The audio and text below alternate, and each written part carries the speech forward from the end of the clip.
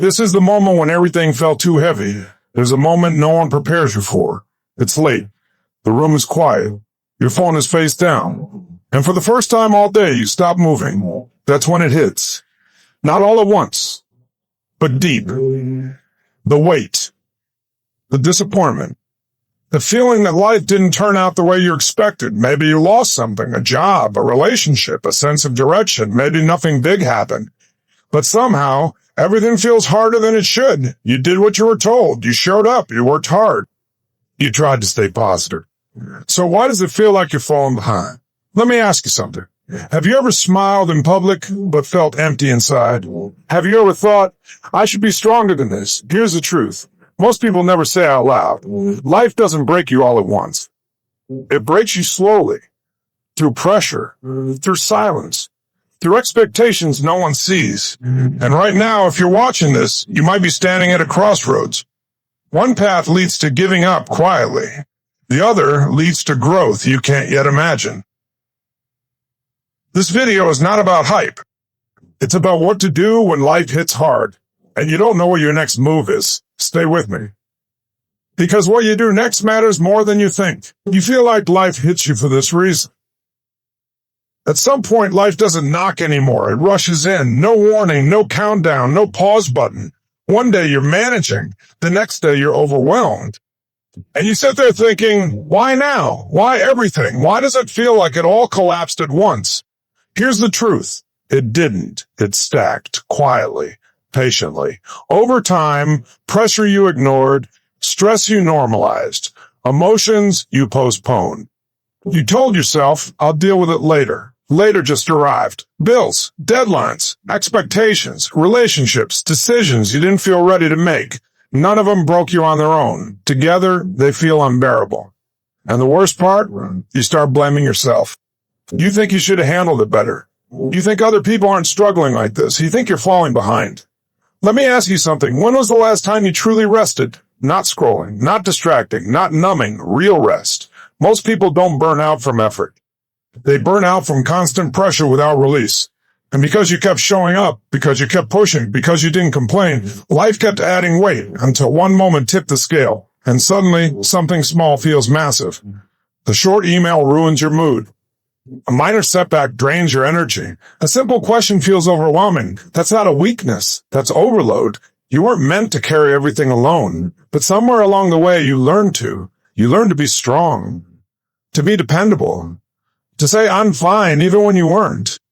And now your mind is exhausted. Your body feels heavy. Your motivation is gone. Not because you're lazy, not because you failed, because you've been surviving for too long. Here's another truth people avoid. Life rarely breaks you during chaos. It breaks you under routine pressure. The constant expectations, the feeling that you can't slow down without falling behind. And every time you ignored your limits, your system is adjusted until it couldn't anymore. That's when everything seems to hit at once. It's not random. It's not unfair. It's your inner alarm system saying something needs to change. But instead of listening, most people panic. They spiral. They shut down. They judge themselves. They ask the wrong question. They ask, what's wrong with me? The better question is this. What have I been carrying that I never put down? The responsibilities no one sees. The expectations you never questioned. The standards you hold yourself to. You've been operating on empty while pretending everything's okay. And that disconnect, that's where the collapse begins. Here's something important. Strong people don't avoid breakdowns. They delay them until the mind demands attention. And when it does, it doesn't whisper. It floods. Thoughts race. Sleep disappears. Focus scatters. And suddenly, the future feels uncertain. But hear this clearly. This moment is not here to end you. It's here to interrupt you. To stop a pattern that wasn't sustainable. To force a reset you kept postponing. You didn't lose control overnight. You slowly gave it away by never stopping to breathe. By never asking for space, by never checking your own limits. So when life finally demanded a pause, it felt violent. But it wasn't. It was necessary. Let me ask you something that matters. If nothing changed, how long could you keep living like this? That question holds power. Because of the feeling that everything hit at once isn't a sign of failure. It's a signal, a turning point. A moment where awareness begins. And once you see it, you can respond instead of react. You can rebuild differently, stronger, smarter, with boundaries. This is the moment where most people either collapse or rise with clarity, and what you do next decides which one happens. Stay with me. Because the next step is where control comes back. The first step to take when life breaks you is this. This is the step most people skip. Because it feels uncomfortable. Because it sounds like weakness. Because somewhere along the way you were taught that strength means pushing harder. But listen closely. Fighting the moment is what's straining you. Not the problem, not the situation, not what happened. The fight. That constant inner battle saying this shouldn't be happening. This isn't fair. This isn't how my life was supposed to go. Every time you replay that thought, you leak energy. And right now, energy is your most valuable resource. Let me ask you something honestly. How much strength have you wasted arguing with reality? Not out loud, inside. Waking up tired before the day even begins. Running conversations in your head that never change the outcome. Trying to mentally redo moments you can't undo. That's not problem solving. That's self-exhaustion. Here's the truth. You don't move forward by winning an argument with the past. You move forward by meeting the present as it is. Acceptance doesn't mean approval. Say that again. Acceptance does not mean approval. It means acknowledging where you are without punishing yourself for it. Most people hear the word accept and think it means giving up. It doesn't. It means you stop bleeding energy on what you can't change and start using that energy on what you can. Right now, in this moment, ask yourself this question. What am I fighting that has already happened? Notice what comes up, because that fight is costing you clarity. And clarity is what you need next. Here's something no one tells you. The moment you stop resisting reality, your nervous system calms down. Your breathing slows. Your thoughts settle. Your body stops sounding the alarm. That's when you can think clearly again. That's when you can choose instead of reacting.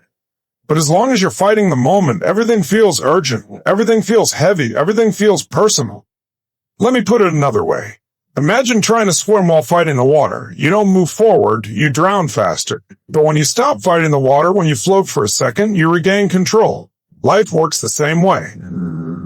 Pause. Let that sink in. This step is about grounding yourself before making any big decisions, because decisions made in panic create regret. Decisions made from presence create power. Here's a simple practice. Say this quietly. This is where I am. No story, no blame, no future fear. Just that sentence. This is where I am. Say it again. Notice what happens in your body. That's the beginning of stability. Now say this. And I'm still standing. That sentence matters because it reminds you that the moment hasn't ended for you. You're still here, still breathing, still capable, still able to choose your next move. This step is not about fixing anything yet. It's about stopping the damage. Because the damage doesn't come from what happened. It comes from how long you fight it afterward. Think about it.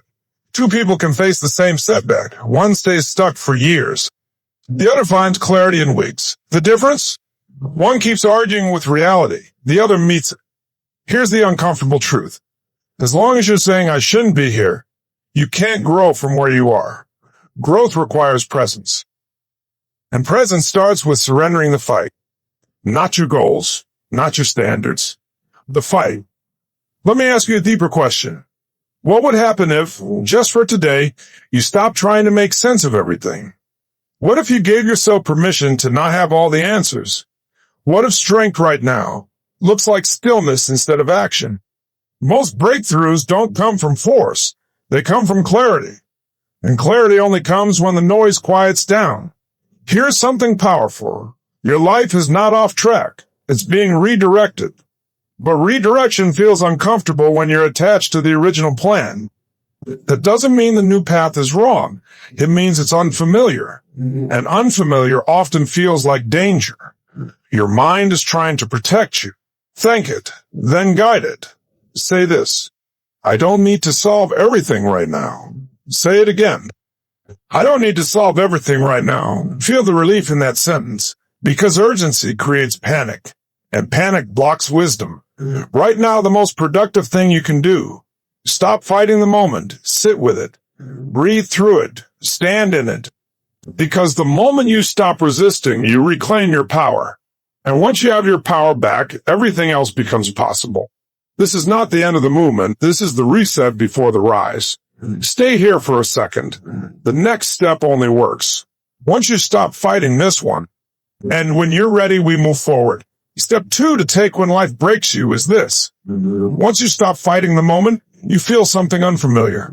Space. And that space can feel dangerous if you don't know what to do with it. Because when the noise fades, fear tries to rush in. Thoughts get louder. What if I mess this up? What if I can't fix this? What if this is as good as it gets? This is where most people freeze. They mistake stillness for safety. They wait for confidence. They wait for clarity.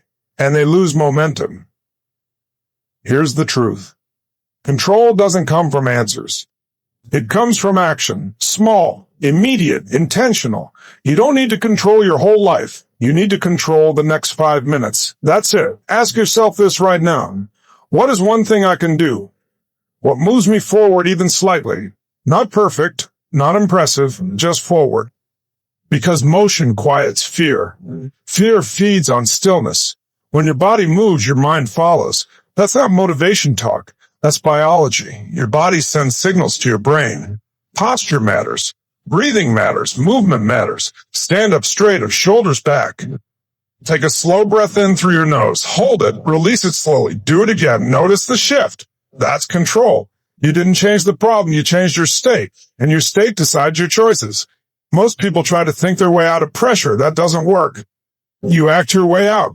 Action builds evidence. Evidence builds belief. Belief rebuilds confidence. And confidence changes behavior. This is a chain reaction. But it starts with one move. Let me ask you something. When things feel out of control, do you retreat or do you respond? But it shrinks your world. Response feels uncomfortable, but it expands you. Control is not dominance. It's direction.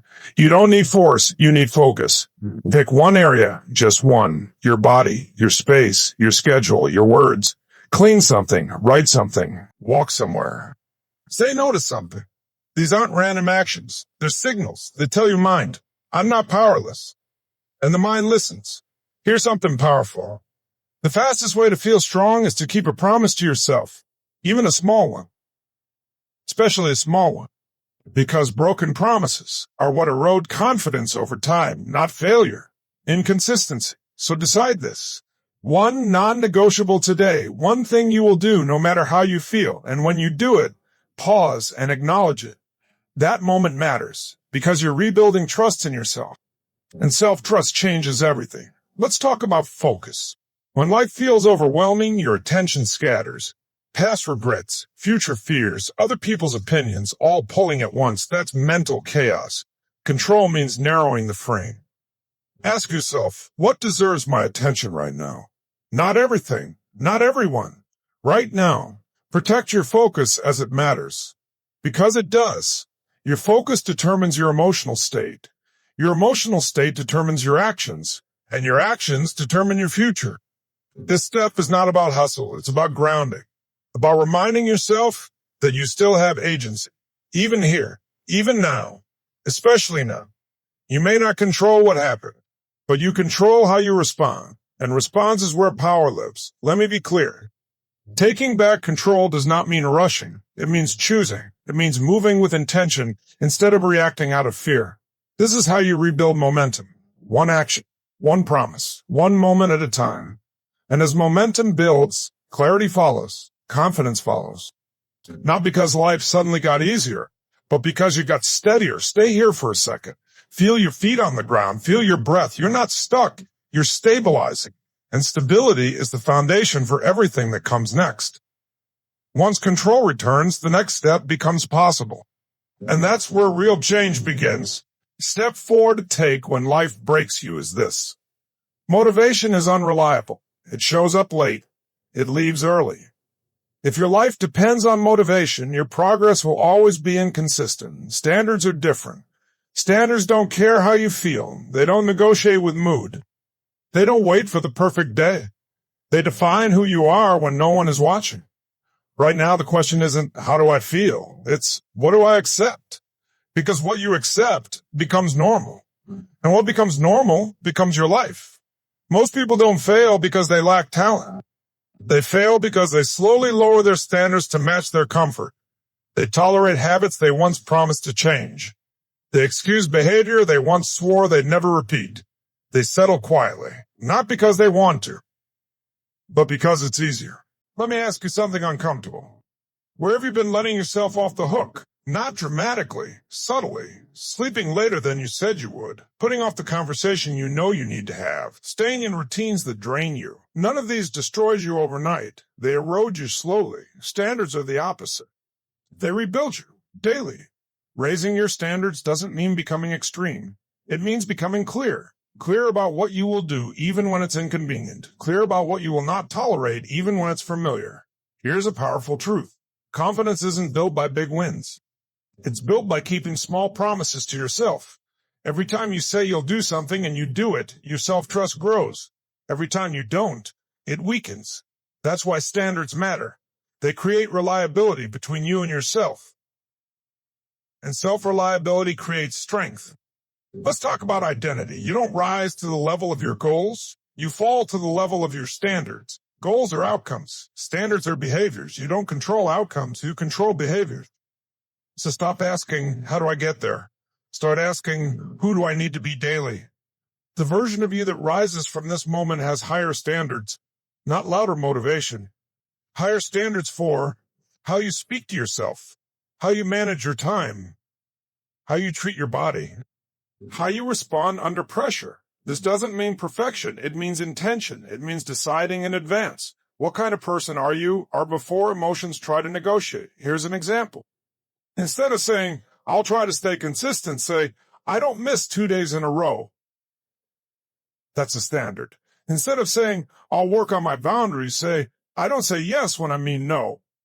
That's a standard. Standards remove decision fatigue. They eliminate inner debate. They free your energy for what actually matters. Most people wait until they feel strong to act strongly. Standards reverse that. You act strong first. Strength follows. And here's something most people don't realize. Raising your standards will feel uncomfortable at first, because comfort is built around old versions of you.